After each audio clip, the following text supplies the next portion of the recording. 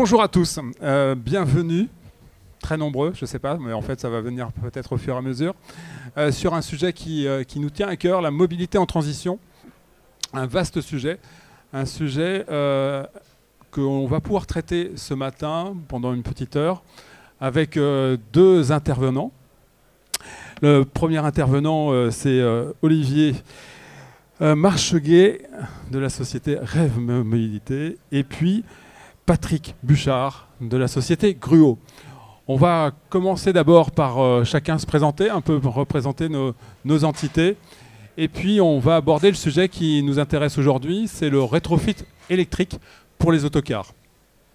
Alors c'est un sujet qui nous passionne. On est au début d'une histoire.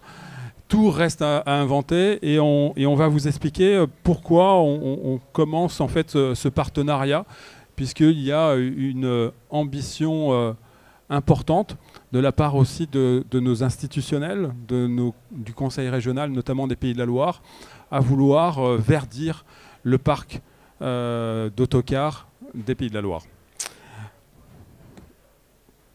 Alors Transdev, en quelques mots, eh bien, c'est une société, c'est un groupe international dont la raison d'être qui est affichée, permettre à chacun de se déplacer chaque jour grâce à des solutions sûres, efficaces et innovantes au service du bien commun.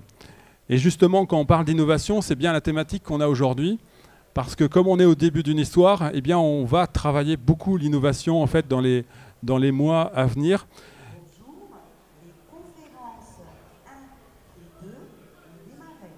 Voilà.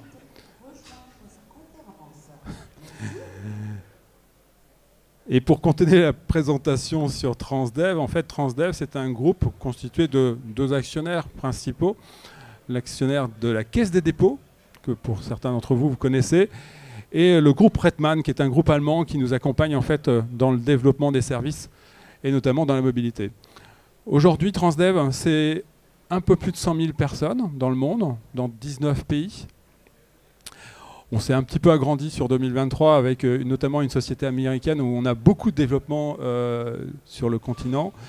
Et puis aujourd'hui, la partie de véhicules électriques, c'est à peu près 3000 véhicules. C'est pas beaucoup en fait. Pour transporter 10 millions de personnes, c'est pas forcément beaucoup. Donc, mais c'est en pleine croissance et on croit vraiment que c'est une source de développement en fait pour nous. Évidemment, un groupe comme Transdev, on a notre stratégie RSE et on a surligné en fait un axe qui nous est cher, c'est notre empreinte carbone. Pour diminuer notre empreinte carbone, l'idée c'est justement le verdissement de l'ensemble du parc Transdev dans les années à venir. Alors, on est sur une période de transition énergétique. Ça veut dire qu'on va étudier en fait plusieurs solutions. Il y a la solution qu'on présente aujourd'hui. Il y a des solutions en parallèle que l'on a, qu'on a également, et notamment sur le gaz, le GNV, le bio-GNV, où on travaille à la fois sur l'achat de matériel neuf, mais aussi sur du rétrofit, puisque il y a 2 ans, on avait présenté l'expérimentation de rétrofit GNV. Le premier véhicule en rétrofité GNV pourra rouler, je pense, en début d'année 2025. Pour parler en quelques chiffres et pour resserrer un petit peu, puisque nous sommes au niveau des Pays de la Loire, nous appartenons à une région Bretagne, Pays de la Loire, Centre-Val de Loire, et on a différentes mobilités, dont des navires. Tout le monde ne le sait pas, c'est-à-dire que Transdev navigue un petit peu dans la région, plutôt en Bretagne, mais aussi dans les Pays de la Loire, puisque les bacs de Loire de Nantes sont exploités par Transdev. Vous voyez le nombre de véhicules, de 2210 véhicules autocars, grande majorité aujourd'hui diesel, donc ce qui veut dire que si on veut franchir le cap de verdir notre parc, on ne pourra pas acheter 2210 véhicules électriques ou 2000 véhicules gaz. Ce sera forcément à la fois de l'achat neuf, mais aussi du remplacement de moteurs pour réutiliser en fait les véhicules que l'on a.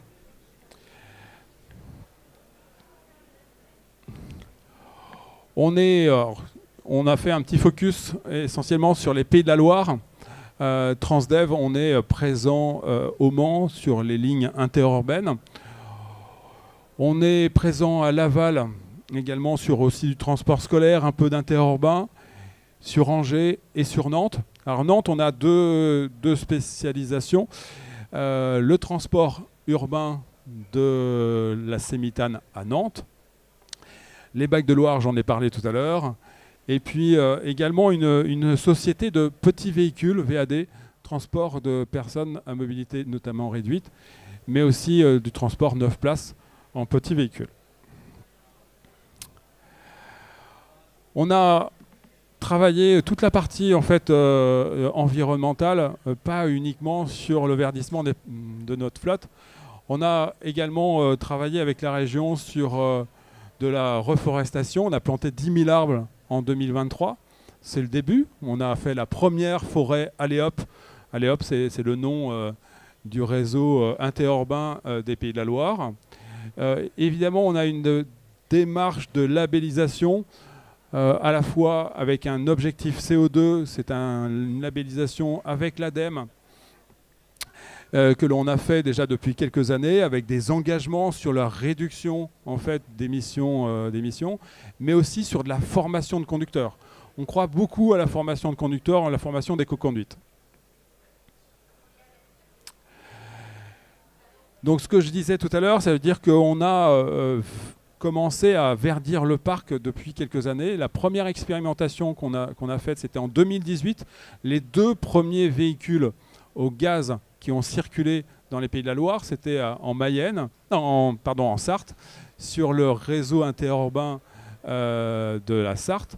C'était tout simplement déjà pour voir comment, donc c'est en 2018, on était quand même au début, c'était difficile de faire l'approvisionnement et on a très vite pris l'option en fait, d'internaliser l'approvisionnement. On a aujourd'hui une station au Mans, une station à Nantes, pour nos cars et nos bus. On a une micro-station également à Saint-Brévin qui nous permet aussi d'avoir une dizaine de véhicules qui peuvent rouler comme ça. Donc les expérimentations, c'est quelque chose que l'on apprécie, qui nous permet ensuite de déployer en fait en mode industriel. Et aujourd'hui, en véhicule au gaz, on est à peu près à une 50aine de véhicules. Ça veut dire que dans l'expérience qu'on a aujourd'hui, l'expérience d'expérimentation de rétrofit électrique, ça veut dire que si on se lance, ça veut dire qu'on a une vraie envie de monter en puissance sur ces véhicules. Et cette montée en puissance, elle ne peut se faire qu'avec des experts. Et je vais passer la parole à Rêve Mobilité, le représentant de Rêve Mobilité, qui va justement vous présenter son entreprise. Merci Jean-Louis. Alors si on peut passer au slide suivant. Ouais, merci. Dans ce slide, parce qu'en fait il y a à peu près toute la présentation dans ce slide. Le rétrofit, juste pour préciser, le rétrofit, donc vous avez compris, c'est la conversion de véhicules thermiques en véhicules électriques. Ça veut dire qu'il y a un moteur électrique, mais après, la source d'énergie peut être ou de la batterie, ou des piles à combustible hydrogène. On est sur de l'économie circulaire, et bien évidemment, puisque on réutilise, on réemploie une caisse existante, on ne fait que changer la motorisation. On est une société à mission, Rêve Mobility est une société à mission, dont sa raison d'être est de rendre accessible la mobilité décarbonée au plus grand nombre, alors que ce soit à travers des bus, des cars, des poids lourds, mais aussi des véhicules utilitaires, et à terme aussi sur des véhicules particuliers. Je dis à terme parce qu'aujourd'hui, il faut que la technologie coûte moins cher, qu'on industrialise un peu plus, qu'on massifie les achats, pour rendre cette démarche accessible à un véhicule qui, en valeur résiduelle, va coûter moins de 10 000 €. Voilà. Et puis emploi, vous verrez, on va en parler un petit peu plus tard. C'est une activité qui sera génératrice, créatrice d'emplois. Merci. Donc le rétrofit, c'est bon pour la planète, c'est bon pour le portefeuille et c'est bon pour l'emploi. L'ADEME a réalisé une analyse, une étude, analyse du cycle de vie en 2021, qui a démontré voilà, que ça représentait que le rétrofit représentait une réduction des gaz à effet de serre de 67% pour des véhicules légers et 87% pour des véhicules lourds.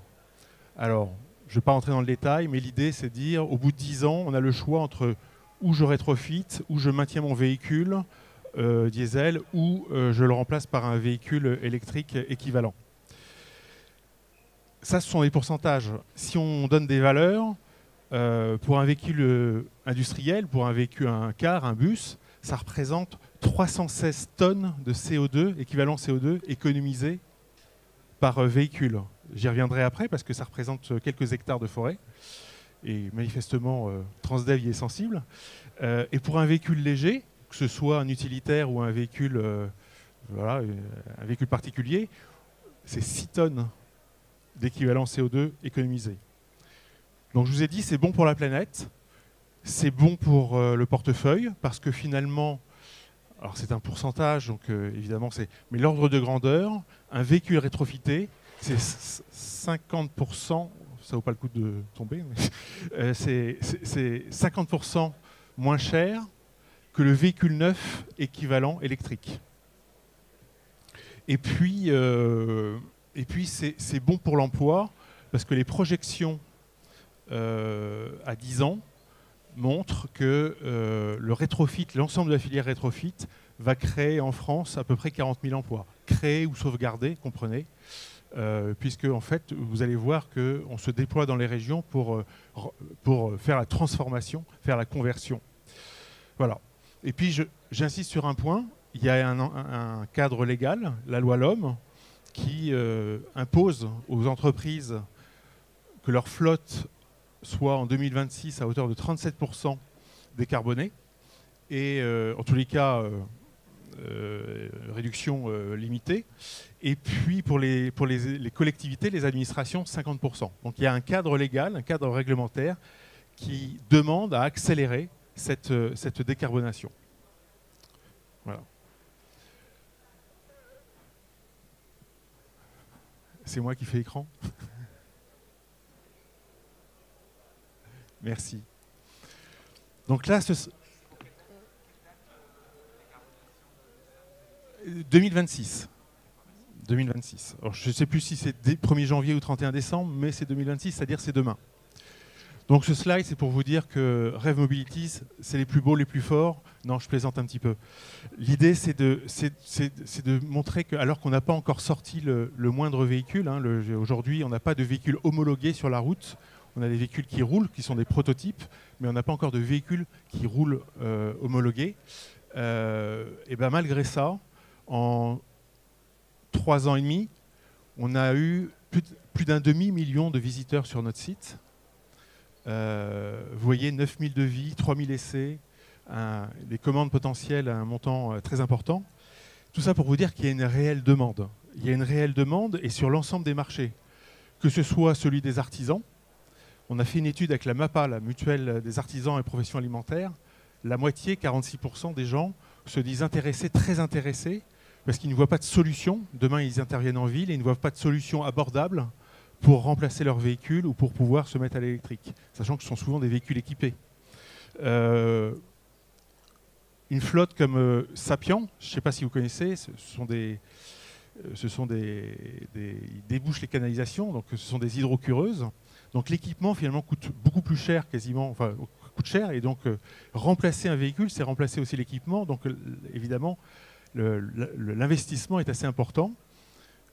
Sapiens nous a fait une commande de 100 véhicules. Donc on doit d'abord homologuer, puis après on fera leur véhicule. Mais voilà, on voit très bien que dès que le véhicule est équipé, le rétrofit est non seulement une solution extrêmement intéressante pour la décarbonation, mais aussi en termes budgétaires. Et puis, de nombreuses collectivités sont intéressées. Là, vous voyez notre bus Citaro qui a été essayé à Tignes, donc dans des conditions assez sévères, et qui a donné pleinement satisfaction. Donc voilà. Et puis sinon, il faut quand même que je parle du premier véhicule qui va sortir, qui est très mignon. Bon, on est loin du transport collectif, mais c'est une petite Fiat 500, le vieux pot de yaourt qu'on aime tant. Et donc ça sera le premier véhicule qui sortira d'ici quelques mois, quelques semaines, sur les routes françaises et surtout dans les villes. Voilà, ça c'est un petit clin d'œil. C'est moi qui ai le...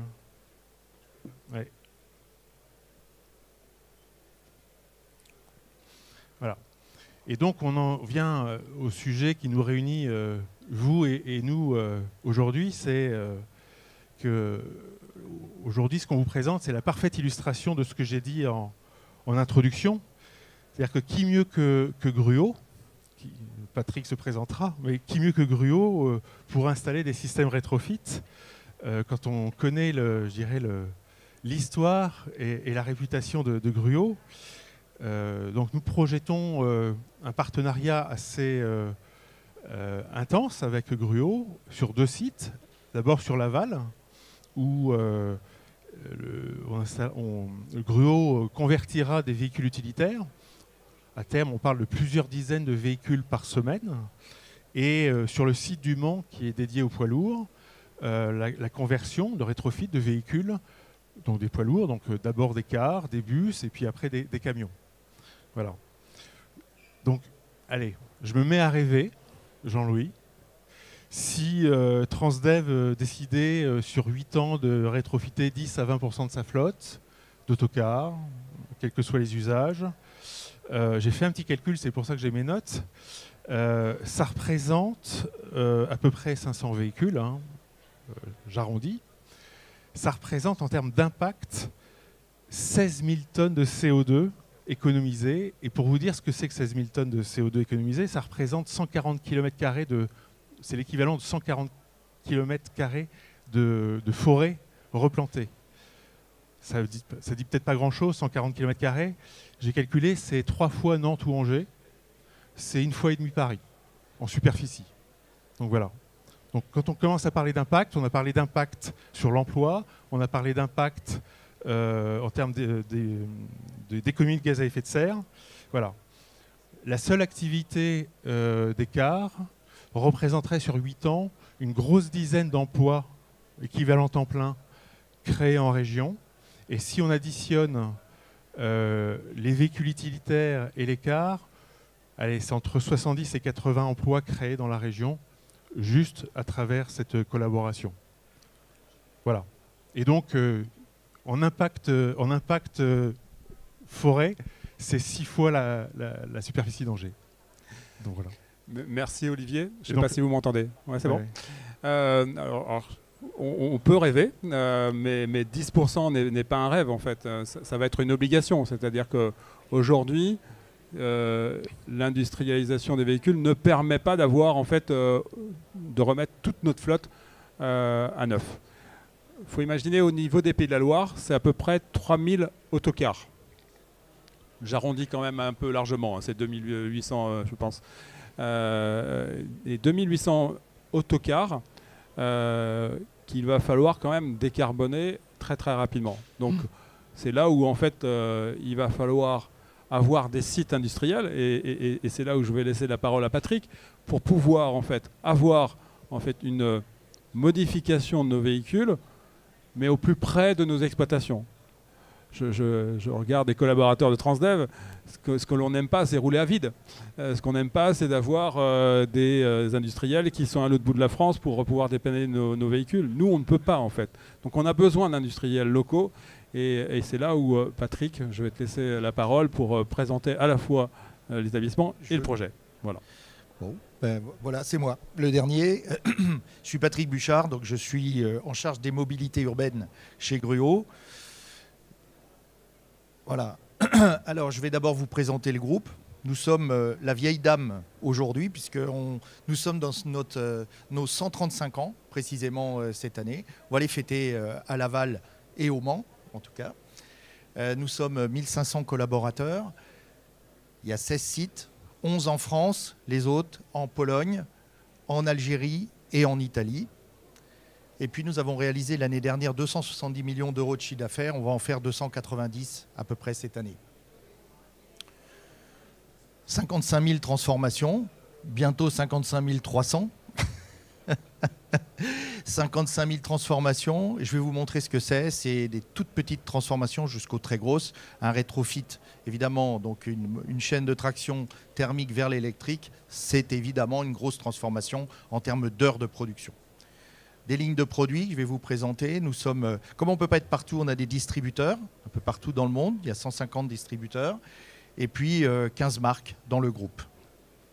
Donc, inévitablement, vous avez vu des badges Gruau quand vous roulez sur les voitures, sur les camions, ou du transport de personnes aussi, notamment à mobilité réduite. Voilà, alors ça ne marche pas le petit zoom, mais vous voyez, on est avant tout une entreprise de l'Ouest. Le berceau de Gruau, c'est Laval. C'est une entreprise familiale, éponyme, ou un groupe familial éponyme, donc qui est toujours dirigé par Patrick Gruau. Nous sommes présents aussi sur Paris, en Lorraine, dans la région lyonnaise, et puis presque dans l'ouest argentan, enfin dans l'ouest, ou en Normandie, mais c'est pas mal non plus. Voilà. Ça c'était important. Ça résume, vous voyez, nos gammes de transformation. Alors, qu'est-ce qu'on fait? Si on prend la première rangée, c'est tout ce qui est sécurité.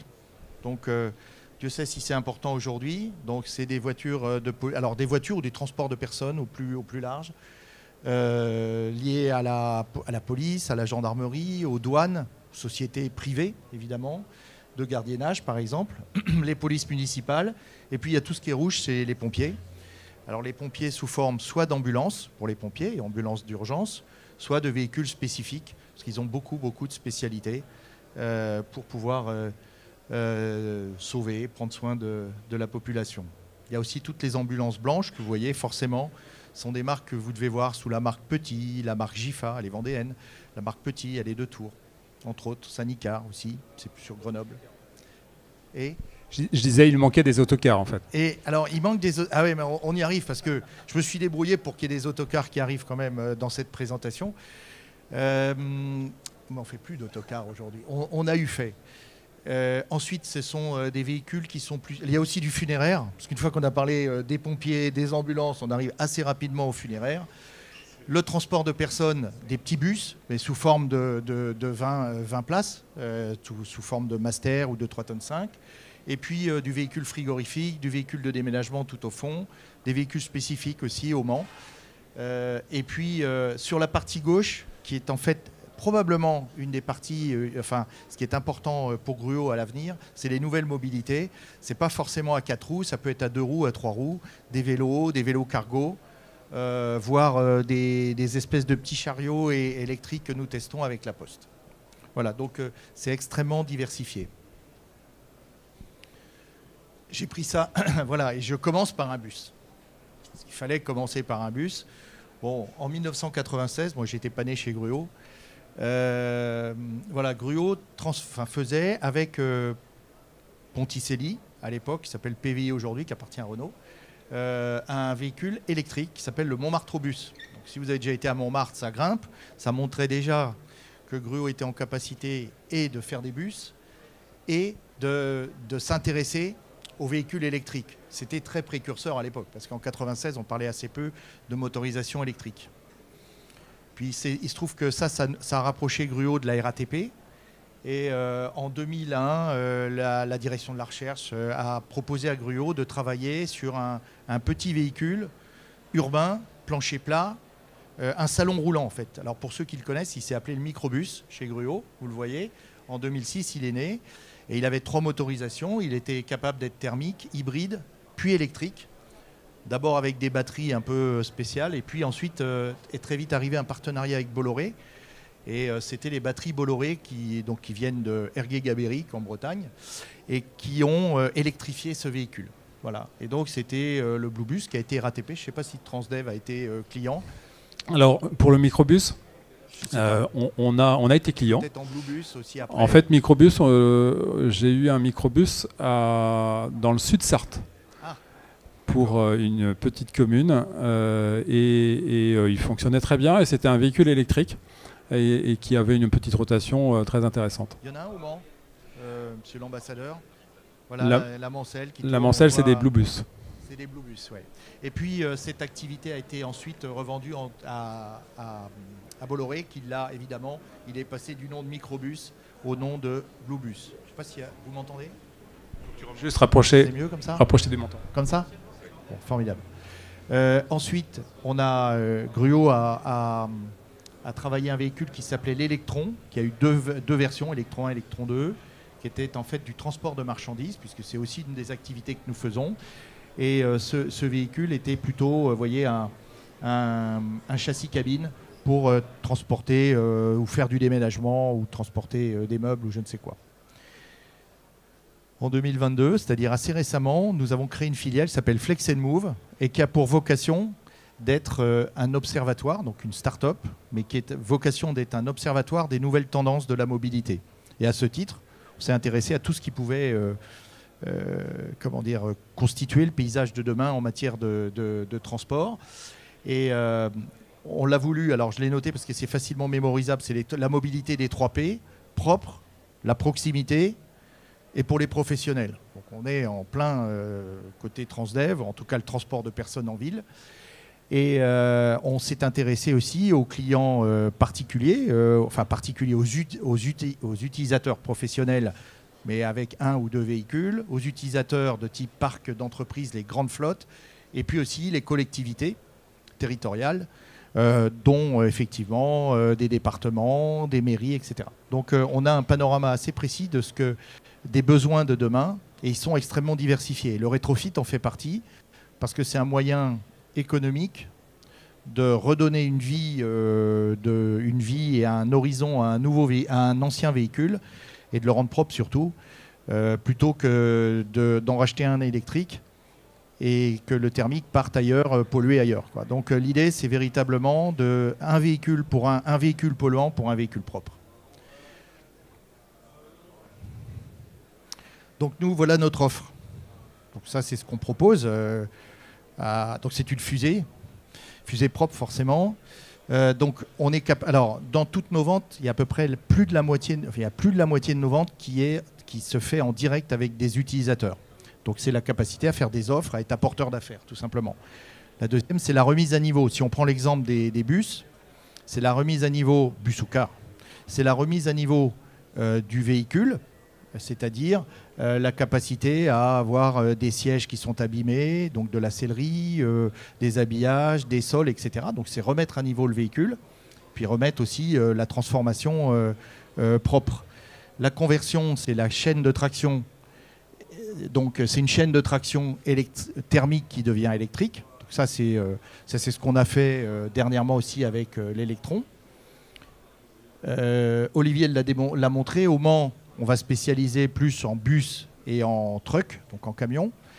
Et Laval, ça sera essentiellement des véhicules utilitaires avec des lignes de production encore plus industrialisées.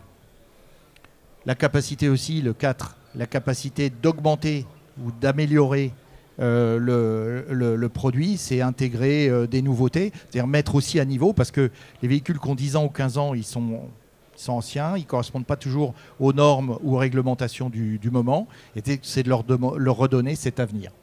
Et puis la capacité aussi à faire du service en termes d'entretien, mais aussi du service en termes de pièces de rechange.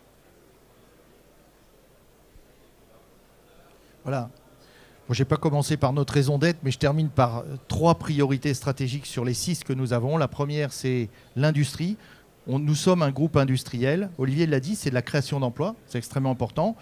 En Pays de Loire, ce n'est que mieux. Bon, on ne va pas faire trop cocorico, mais c'est extrêmement important dans l'esprit d'une entreprise éponyme. Donc sur Le Mans et puis sur Laval. Deuxièmement, la RSS 2E. RSS 2E, chez nous, ça veut dire responsabilité sociale, sociétale, économique et environnementale. Donc on attribue pas plus d'importance à l'une qu'à l'autre de ces valeurs, mais tout compte.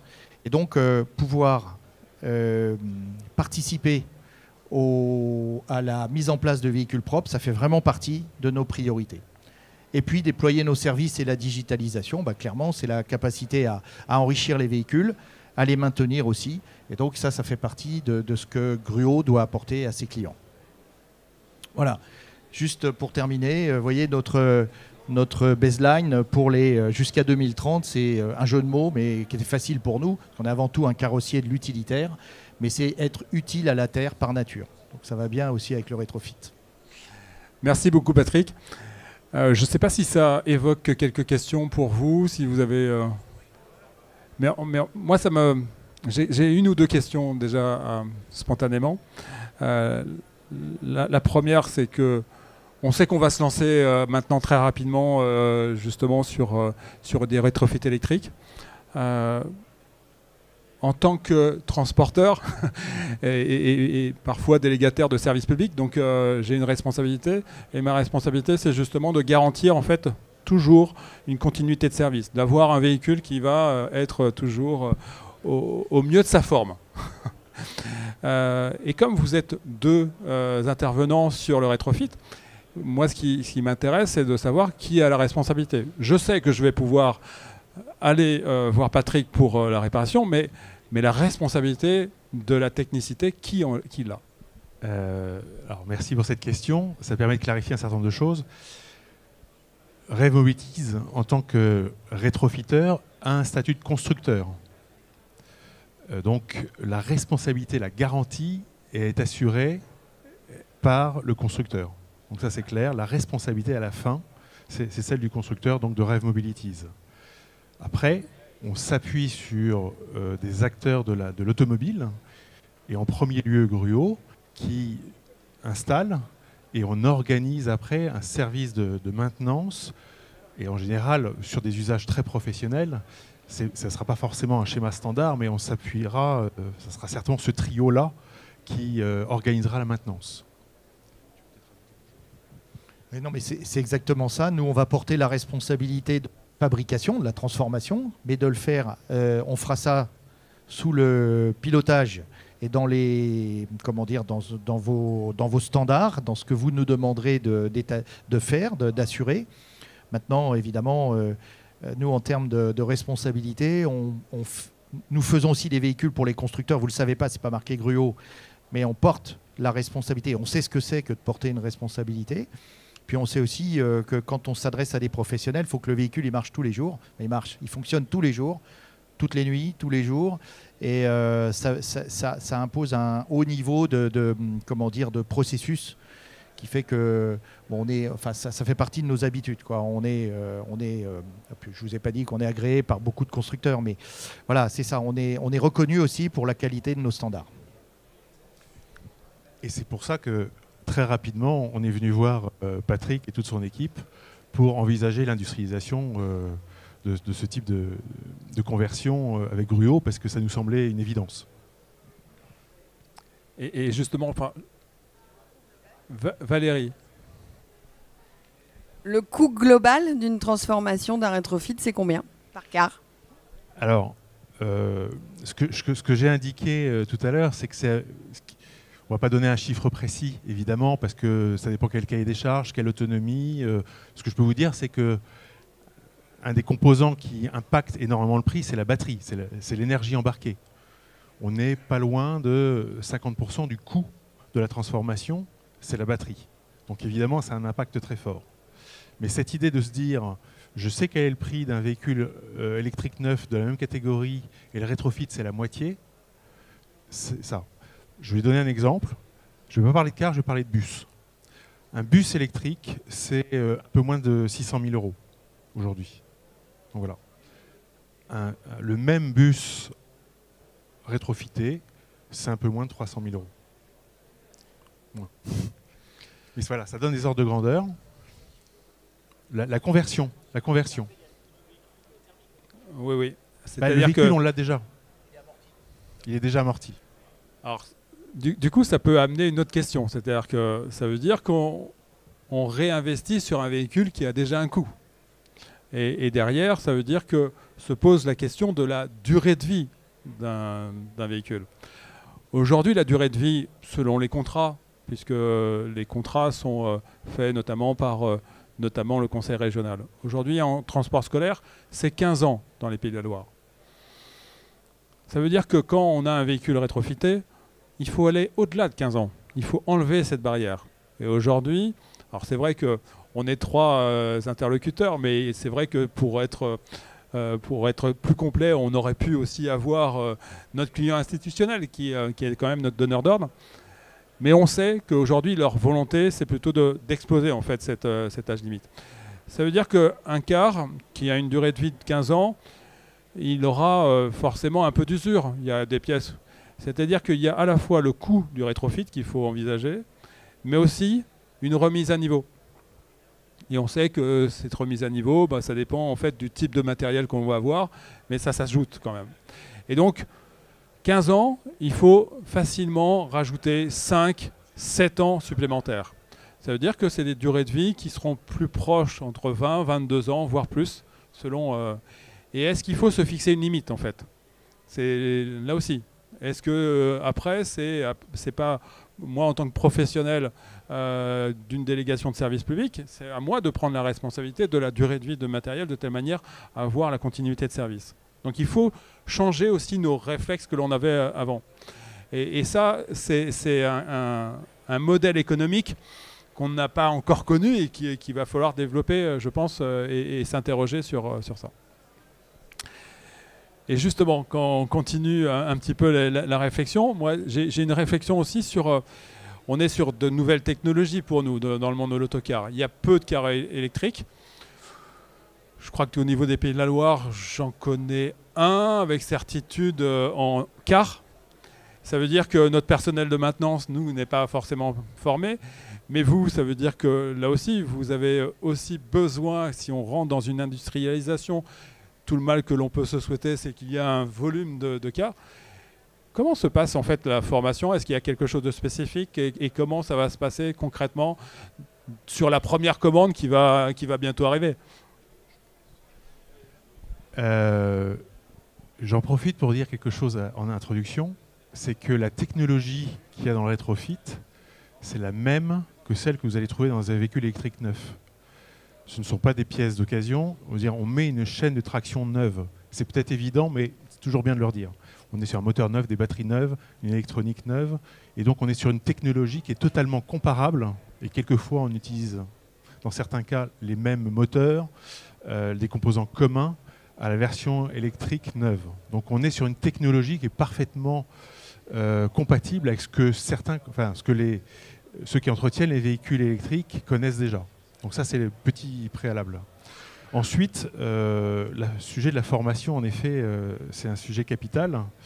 Et oui, nous avons en projet de développer un centre de formation, une compétence pour développer un centre de formation qui aura pour objet non seulement de former des gens au métier du rétrofit, aux différents métiers qu'on va trouver dans le rétrofit, mais aussi pour accompagner l'électrification du parc et la maintenance de ces véhicules, qu'ils soient rétrofités ou qu'ils soient d'origine neuve.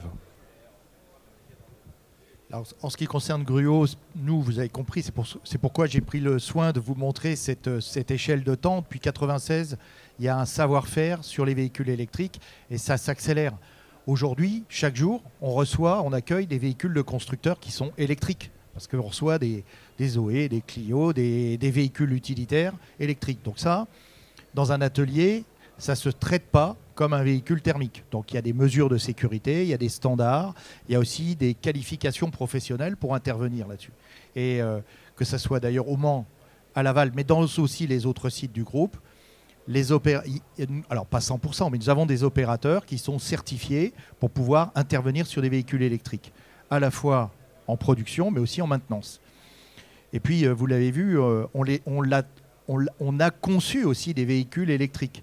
On a conçu des véhicules on a conçu des chaînes de traction électrique qui avaient comme objectif de prendre la place d'un moteur thermique. Donc, il y a au-delà de ça, en termes de bureau d'études, de méthodes, de standards chez nous, il y a des compétences. Donc, bien sûr qu'il faudra certainement envisager d'augmenter le volume de personnes formées. Mais globalement, il y a un niveau chez nous plus que minimal, optimal aujourd'hui pour les véhicules électriques. J'ai entendu dans les présentations qu'il y a une nécessité d'avoir l'homologation de véhicules. Une homologation, ça prend combien de temps?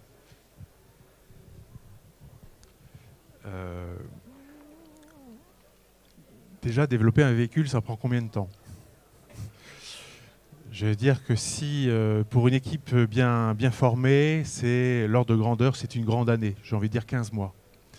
Et dans ces 15 mois, il y a en effet le processus d'homologation. Donc l'homologation, dans le rétrofit, juste pour expliquer rapidement, le rétrofit, la réglementation du rétrofit, qui date de 2020, impose que ce soit une homologation série.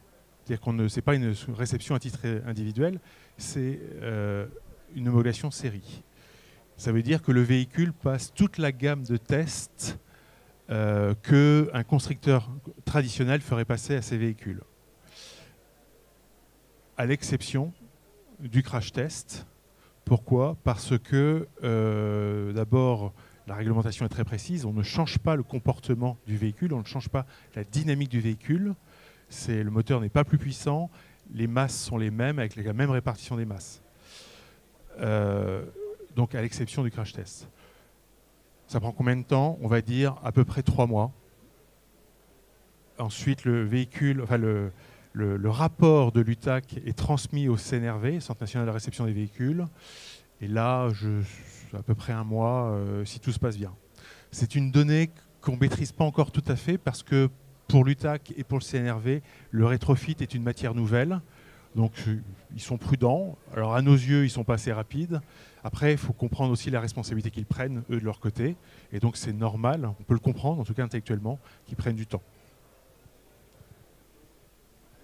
Mais chez Gruot, vous êtes des spécialistes de la réception, en tout cas. Alors, je ne sais pas si ça évoque d'autres questions, mais comme j'en ai préparé une centaine, donc je peux quand même préciser, c'est que c'est un coût aussi. C'est-à-dire que quand on décide de développer un modèle, que ce soit un véhicule utilitaire, un véhicule particulier, un bus, un car, un camion, ça veut dire qu'on s'est assuré d'abord qu'il y avait une vraie demande, et y compris dans la diversité des versions. C'est-à-dire que vous savez qu'il y a des types variantes de versions et que c'est assez complexe. Et donc, l'homologation qu'on va faire va englober un certain nombre de types variantes de versions. Donc, avant, au préalable, on se sera assuré, en tant qu'industriel, que le développement qu'on fait sera rentable, parce que, évidemment, ce processus d'homologation et ce processus de développement coûte très très cher. Et ça veut dire qu'une fois qu'on a l'homologation, on a le marché, c'est mieux, parce que c'est plus facile. Et ça veut dire qu'en termes de production, modifier un véhicule de sa réception jusqu'à l'exploitation, est-ce qu'il y a déjà une estimation de temps qui permet de... Ça, alors c'est un peu comme les manifestants avec la police. Nous, on a besoin de beaucoup d'heures, et comme on est le bras armé de rêve, eux, ils considèrent qu'on en a besoin de moins, puisque c'est une question, après c'est du business. Mais c'est quoi? C'est une centaine d'heures, non? C'est une centaine d'heures pour faire une transformation. Alors le premier, il va falloir probablement 200 heures, puis le deuxième 150, et puis quand ça va être en régime de croisière, il faut une centaine d'heures à peu près pour faire une transformation. Un utilitaire, c'est 40 heures, quoi, 30 heures, 40 heures. Quand nous le faisions à l'époque, on était à 60 heures. Donc on sent bien qu'il y a un écrasement des temps. Voilà. Bon, on n'a pas transformé un bus ou un car. Donc, je ne sais pas vous dire. Et puis 100 heures, ça ne veut pas dire grand-chose, parce que 100 heures, on peut les faire dans la semaine, comme c'est une question de capacité de production. C'est aussi une fonction du volume de commande. Mais bon, on saura s'adapter, hein, ça c'est à peu près sûr. Je pense qu'on peut aussi dire que il faut avoir des ordres de grandeur. Le véhicule est immobilisé un mois à peu près. Alors ça sera évidemment avec le temps. Oui, c'est tout compris. Le temps d'immobilisation pour l'exploitant, c'est finalement aussi ça qui l'intéresse. Je pense que c'est une immobilisation de l'ordre d'un mois. Et on fera tout ensemble pour minimiser ce temps. Mais ça, c'est la courbe d'expérience. On déteste, nous, immobiliser un véhicule. Enfin, dans une société de mobilité, je ne peux pas le concevoir. Si on va... Oui, pardon.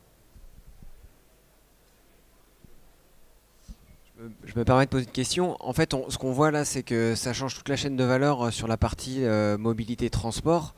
Donc là, on parle du rétrofit. Et en fait, je reviens un peu sur le début de votre présentation où vous expliquez que vous gériez vous-même votre gaz, l'approvisionnement en gaz.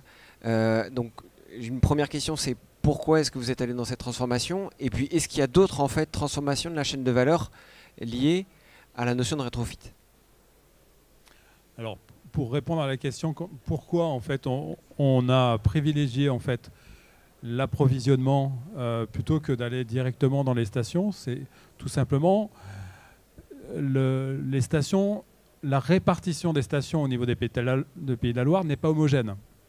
Alors, si j'étais exploitant en Vendée, j'aurais tendance à aller directement aux stations, et en plus des stations de Biogène-V. Quand on est par exemple en Mayenne et on a un dépôt basé à Château-Gontier, évidemment on ne prend pas une station, on va directement à la station qui produit. Voilà. La complexité, c'est que quand on a un nombre de véhicules assez important en exploitation, et là notamment en Sarthe, on est plutôt de l'ordre de 90 véhicules en exploitation, là on déteste nous rouler à vide. Donc du coup, ce qu'on va privilégier, c'est d'essayer d'économiser le nombre de kilomètres. Il y a aussi une politique environnementale derrière tout ça, c'est-à-dire que c'est aussi pour moins polluer. Et c'est une garantie aussi de stabilité de prix. On a bien vu là, ces derniers temps, qu'il y a eu de temps en temps des envolées. Et là, ça nous permet d'avoir une plus grande stabilité. Donc c'est notamment pour ces deux raisons-là. Et la deuxième partie de votre question... La deuxième partie de la question, c'est est-ce qu'il y a d'autres changements dans la chaîne de valeur? Donc là, on a la partie approvisionnement en énergie, il y a la partie rétrofit. Est-ce qu'il y a d'autres impacts sur la chaîne de valeur de la filière transport?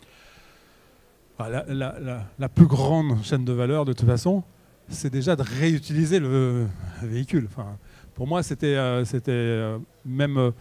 on ne l'avait pas forcément perçu comme ça au départ. C'est-à-dire que notre idée de départ, c'est de toute façon, c'est d'avoir une énergie non fossile. Et vous me direz, mais le gaz, dans ce cas-là, c'est quand même une énergie fossile. On est quand même avec du biogaz aujourd'hui, en production locale. Et on est aussi sur une phase de transition.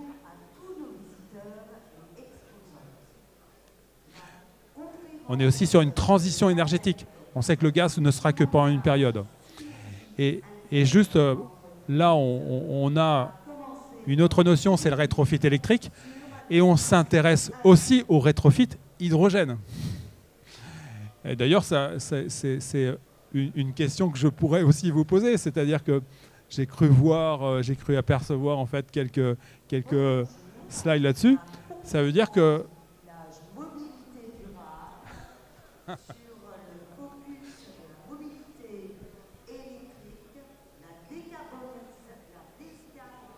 Nation.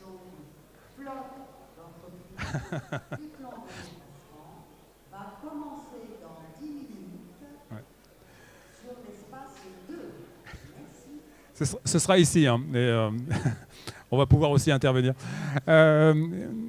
Simplement, voilà, on s'intéresse et on ne s'interdit pas de s'intéresser à d'autres technologies, dont l'hydrogène. Et vous pouvez peut-être nous en dire un petit mot.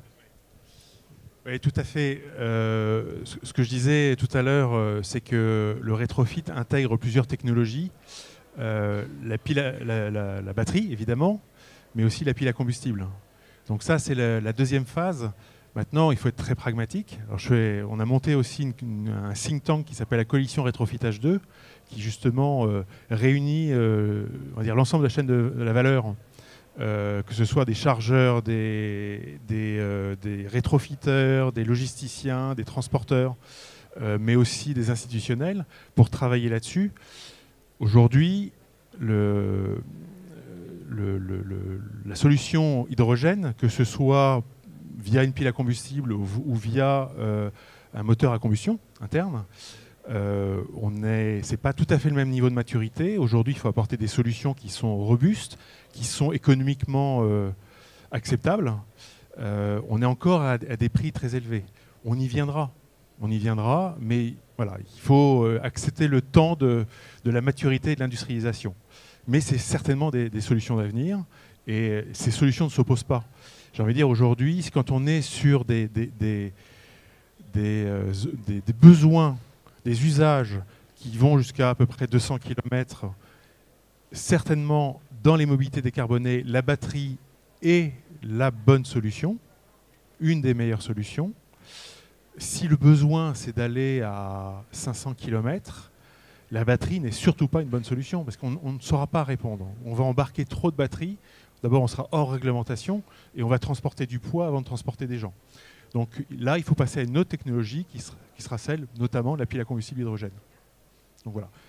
Les solutions se complètent. En fait, on est passé d'un paradigme où on avait une solution qui était le moteur à combustion, diesel en général, à aujourd'hui une volonté décarbonée qui nous impose de passer par plusieurs technologies en fonction des usages. D'ailleurs, nous, c'est la première question qu'on pose quand on rencontre un client, un prospect, c'est quel est votre usage, quel est votre besoin.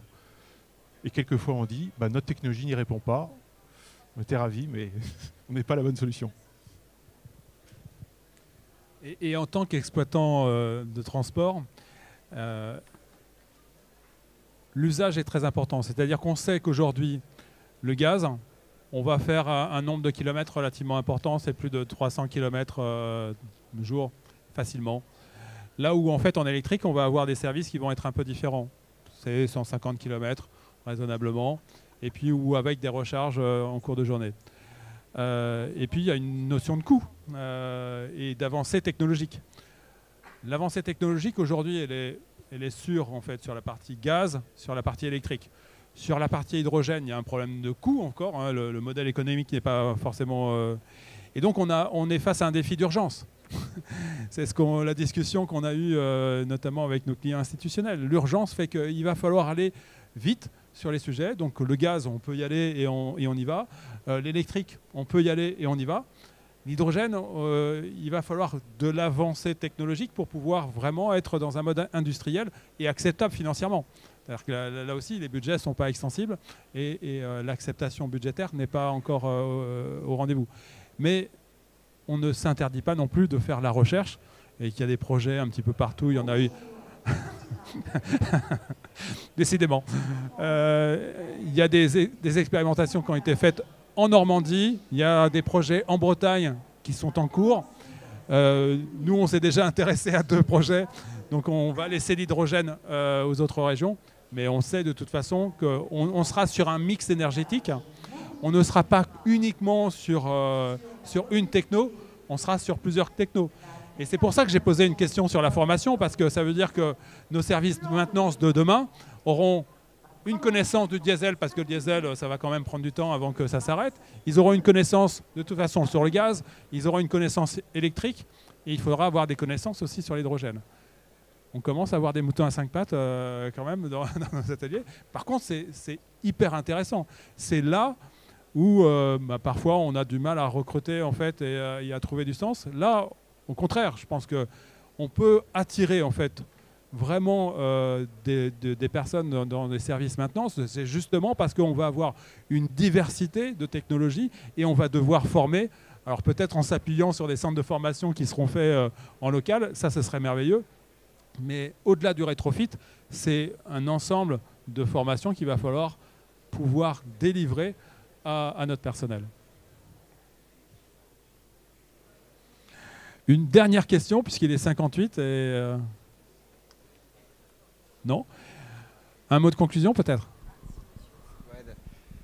Pas facile, hein ? Pardon.